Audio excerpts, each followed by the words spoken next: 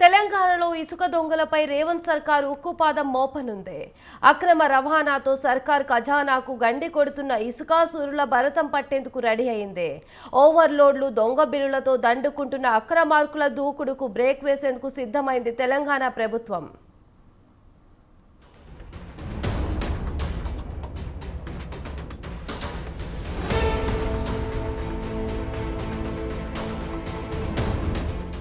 వాగు, వంక, నది ఇలా ఏదైనా పగలు రాత్రి ఇలా ఎప్పుడైనా ఎక్కడైనా సరే ఇసుకాసులు రెచ్చిపోతున్నారు.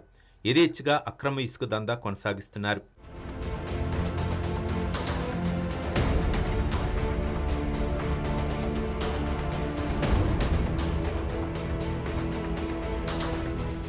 నిజమే, తెలంగాణలో ఇసుక దొంగలు రెచ్చిపోతున్నారు.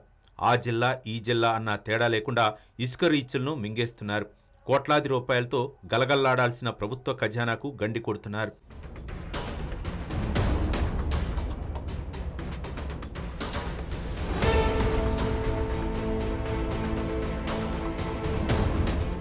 రాష్ట్రంలో చూస్తే ఉమ్మడి కరీంనగర్, వరంగల్, ఖమ్మం, నల్లగొండ, పాలమూరు జిల్లాల్లో ఇసుక రీచ్లు ఉన్నాయి. వీటిలో ఇసుక తవ్వాలంటే టీజీఎండీసీ అనుమతులు తీసుకోవాలి. కొనుగోళ్ల ప్రక్రియ అంతా ఆన్లైన్లో జరగాల్సి ఉంటుంది. కానీ ఇవన్నీ నిబంధనలకు మాత్రమే పరిమితమవుతున్నాయి. టీజీఎండీసీ వెబ్సైట్ ఓపెన్ కాకుండానే చాలా చోట్ల ఇసుక తరలిపోతుందన్న ఆరోపణలు ఉన్నాయి.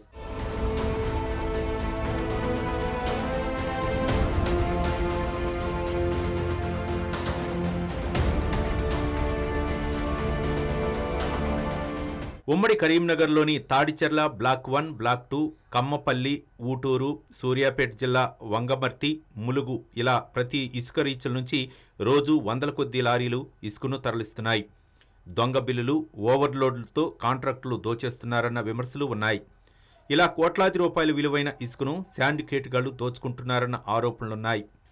ప్రభుత్వ ఖజానాకు రావాల్సిన ఆదాయానికి భారీగా గండి కొడుతుండటంతో రేవంత్ రెడ్డి సర్కార్ సీరియస్గా తీసుకుంది.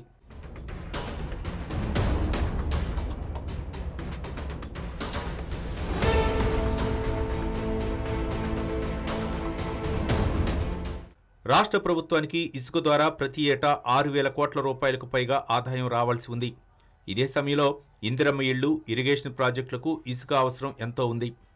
ఇలా విలువైన ఇసుకను కొందరు దర్జాగా దందా చేయడంపై ఆగ్రహం వ్యక్తం చేశారు సీఎం రేవంత్ రెడ్డి. అంతేకాదు, అక్రమ ఇసుక రవాణాపై ఉక్కుపాదం మోపాలని డిసైడ్ అయ్యారు. గతంలో చేసిన మైనింగ్ సమీక్షలో ఇందిరమ్మ ఇళ్లకు ఉచిత ఇసుక ఇస్తామని ప్రకటించిన సీఎం రేవంత్ రెడ్డి దీనికి సంబంధించి అధికారులు ఆదేశాలు జారీ చేశారు. అయినా ఇసుక దందా ఇంకా కొనసాగుతుండటంతో ఆయా జిల్లాల కలెక్టర్లు, ఎస్పీలకు స్పష్టమైన ఆదేశాలిచ్చారు.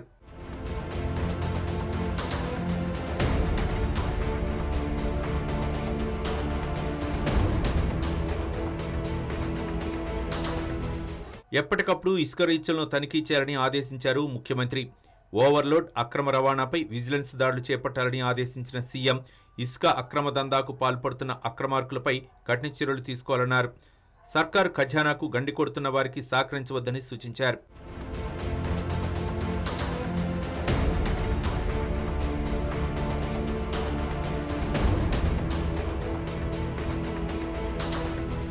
మరి సీఎం కఠిన ఆదేశాలతోనైనా ఇసుక దందాకు బ్రేక్ పడుతుందా అంటే చూడాలి మరి అన్న అభిప్రాయం వ్యక్తమవుతోంది.